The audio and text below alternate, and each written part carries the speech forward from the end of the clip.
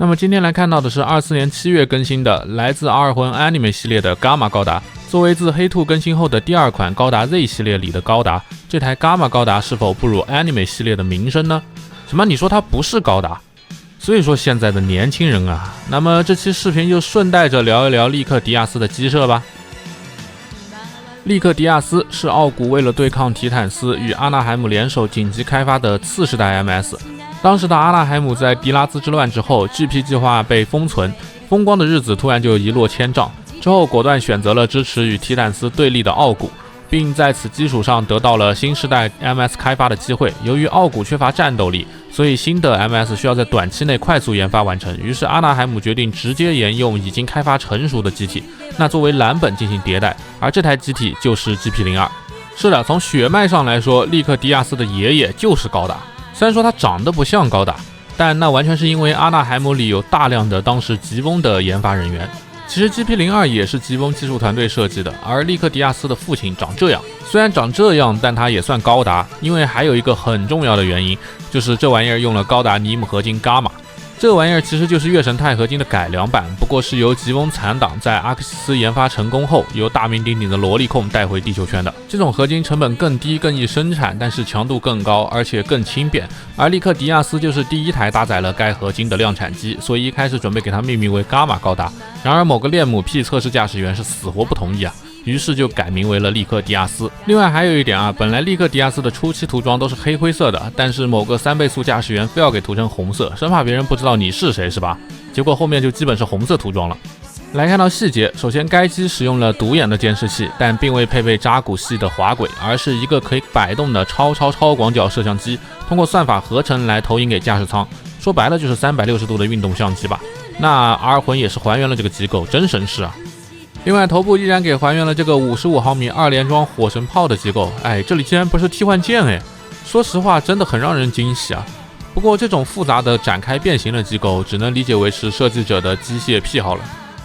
另外可以看到头部的左边圆形舱门的刻线，其实就是该机的驾驶舱是放在头部的，并且是球形的全周天驾驶舱，在遇到紧急情况时可以拖出逃生。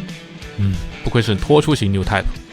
背部的这个玩意儿也得说到一嘴，首先它是一个有自由摆动角度的推进器，其次它是一个辅助稳定翼，可以协助机体做 Unbuck 机动。啥意思呢？就是机体可以通过四肢动作来完成机动和平衡，这样就可以减少姿态抑制喷口的使用了。有一定的道理，但千万不要去细想。总之就是这个玩意儿可以像背后长了一双平衡用的手一样。对了，它甚至还能当投掷武器使用。武装方面 ，R 魂还原了它的2把光束手枪搭载在背后的机构。然而非常让人难受的是，明明有很多种解决的办法，但它却选择了 C 型扣，导致我都不敢怎么用力了。不过这样的话，枪身就能够有一定范围的摆动幅度，这样就可以用来还原剧中在武器架上就能直接开火的场景了。另外，这把粘土火箭筒也是 C 型扣啊，挂载到这个像流道一样的武器架上。这背包是临时工设计的吗？这机构真的是烂的一批啊，造型还丑，赶紧滚出来挨骂。另外，利克迪亚斯只有一把 0.4 兆瓦功率的光束军刀，而且这个搭载方式，我一开始以为是手雷。附属的光束特效是黄色的，我记得 UC 里的颜色和功率有关来着。总之，迪亚斯的功率并不高，虽然动作都摆得很帅，但是理论上它近战能力很差。最后的武装便是这个藏在指关节里的发射器了，可以发射伪装气球和殖民地卫星修补器。不过剧中被某个金发大卫拿来粘人了，R魂这里也是做了还原，非常的好评啊。不过这个手型是有点恶趣味的哈。另外，该机为了避免与武器挂架和稳定翼的干涉，选择将主推进器从背部移到了臀部，当然稳定翼也依然能够作为主推进器使用。另外，由于吸收了 GP02 的经验，重型机在肩部改变喷口推进方向来做快速的机动，所以肩部也有推进器。而R魂则是通过这种打小孔的方式来进行了还原。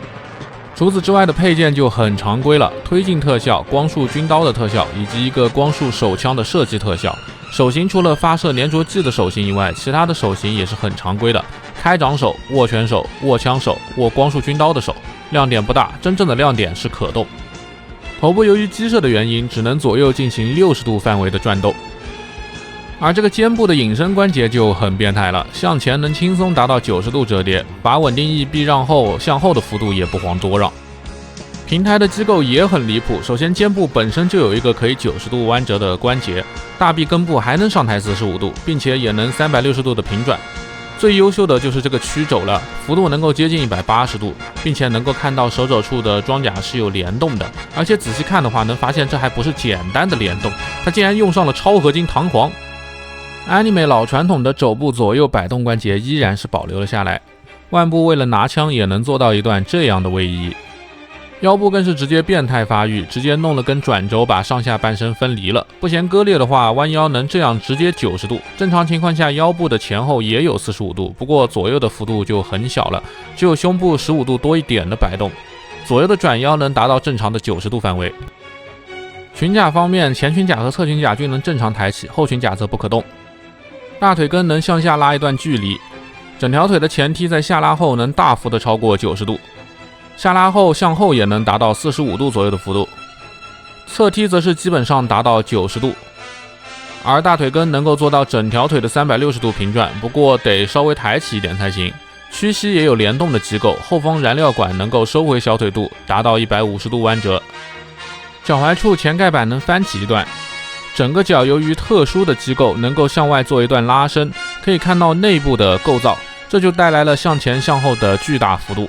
左右的接地性由球关决定，范围比较常规，只有45度左右。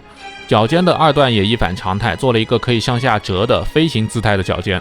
OK， 那可动展示完毕，大家觉得怎么样呢？我个人是觉得这台 Anime 的利克迪亚斯，除了背包设计很弱智以外，几乎是没有什么缺点的，延续了之前黑兔以来 Z 系列的良心，非常值得入手啊。那么本期视频就到这里啦，大家记得一键3连哦。